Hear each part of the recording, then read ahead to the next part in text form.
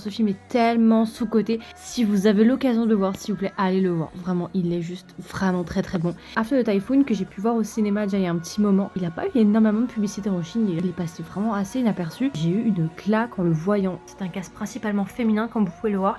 Et c'est un film qui m'a frappée par la violence des thèmes. En fait, ça parle de ce personnage-là qui, on sait pas vraiment pourquoi.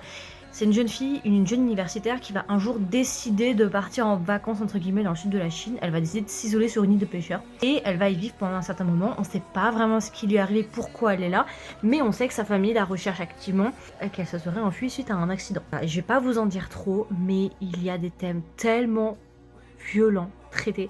Principalement, le film tourne autour de la violence, la place des femmes dans la société et la violence que les femmes subissent, surtout les agressions S, et la violence des hommes infligée sur les femmes, mais aussi et surtout la violence entre les femmes. Le comportement des femmes envers ces victimes-là. Je pense particulièrement à une scène révoltante vers la fin. Une scène de foule. Là, j'en ai des frissons, tellement ça m'a outré dans la salle. Vraiment, j'étais énervée. Enfin bon, bref, grosse recommandation. Il y a un épisode qui est sorti sur le podcast aujourd'hui sur le drama. Si ça vous intéresse, vraiment, n'hésitez pas à aller le voir.